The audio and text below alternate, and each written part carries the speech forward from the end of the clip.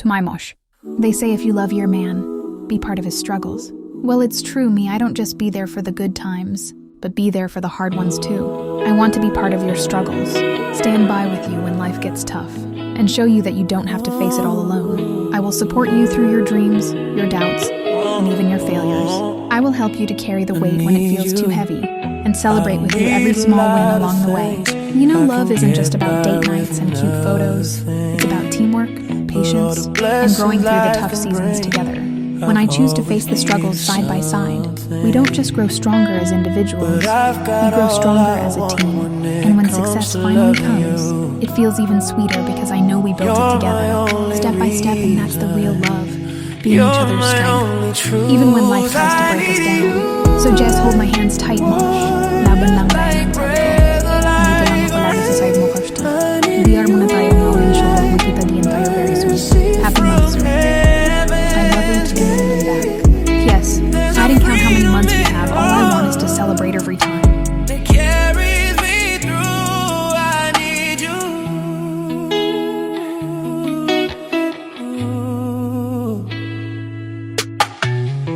You're the hope that moves me to courage again. Oh yeah. You're the love that rescues me when the cold winds rage. Yeah. It's so amazing 'cause that's just how you are. Ayan, good morning, good evening, saan man kayo sulok ng mundo, no? Ayan, ako po'y pumapati ng happy first monthsary sa aking kapatid, Utol, no? Na si Jutay or on duty at sa kanyang kabiyak kawayan, no? Kalimutan ko yung pangalan ba? Alam ko lang, Mushi yung tawag niya, no? Ayan, para sa inyong dalawa, happy first monthsary, be strong, no? Alam mo naman, sa imo, nandyan yung selos, lahat, diba? Ayan, sana maging matatag ang inyong relasyon. At take note, no? Umabot pa talaga siya ng 1 month. Alam, ayoko na nga kasi monthsary nyo ngayon, no? Ayoko na mambuli. Ayan, God bless all. God bless sa inyong dalawa, no? Happy monthsary. And ingat kayo palagi. Love. Good evening, good afternoon, or good morning ba sa atin lahat, no? To Dong Juti and Baby Noodles, happy first monthsary sa inyong dalawa. Dong, lagi mo lang pangitiin yung partner mo. And I know you have a sense of humor. Alam ko yan bilang kaibigan mo. And sana magtagal pa kayo. And 1 month down, more to go. Road to forever ba yun? But I'm so happy. Pero andaya, no? Andaya. Last year, nakadalawa ka. Ngayong year na to, may isa. But ako wala. Kahit isa, wala akong mabilang. But happy mod sa inyong dalawa. And be God as the center sa inyong relasyon. Ayan, gusto ko lang sanang bumati ng ng happy first monthsary sa BFF kong si Unjuti. Happy first monthsary sa iyo, BFF. Akala ko pa hindi ka na magjojowa kasi lagi nang nasasaktan. Ito, Diyos ko, hindi ka na talaga nadadala. Pero kung happy ka naman, happy na din kaming mga kaibigan mo. At sana talaga siya na yung girl para sa iyo, hindi ka nasasaktan. Sana marami pa akong hindi lang to yung pag-greet ko sa inyo, ha, BFF. Sana ikaw, siya na talaga yung yung girl para sa iyo, BFF. Stay strong lang sa inyo. Sana maging happy kayo. Happy first monthsary!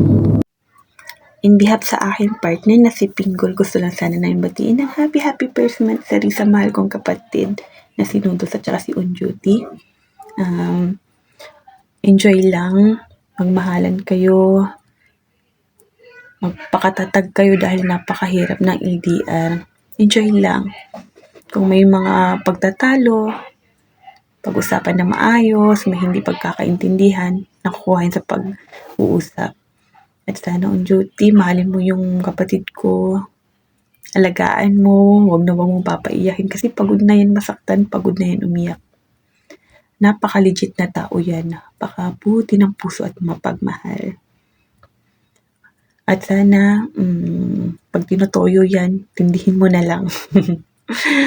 Mahal ko yan, mahal ko kayo. Enjoy guys, happy Mansari!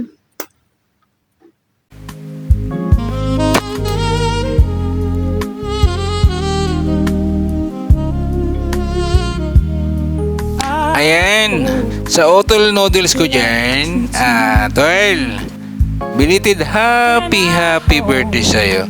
Marami pa sana ang blessing mula kay God ang ipagkaloob sa'yo. You deserve it dahil mabuti kang tao. Maging masaya at special sana ang araw na ito para sa'yo. Ayan, sa inyong dalawa ni Otol Parcel, no?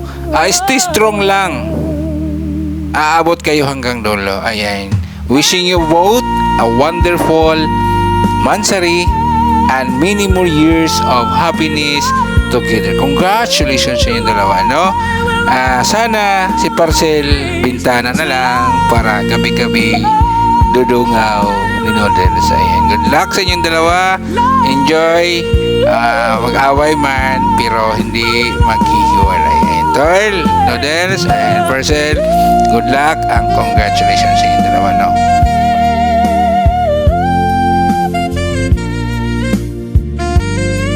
Ganda ng sinabi dito, pakinggan mo.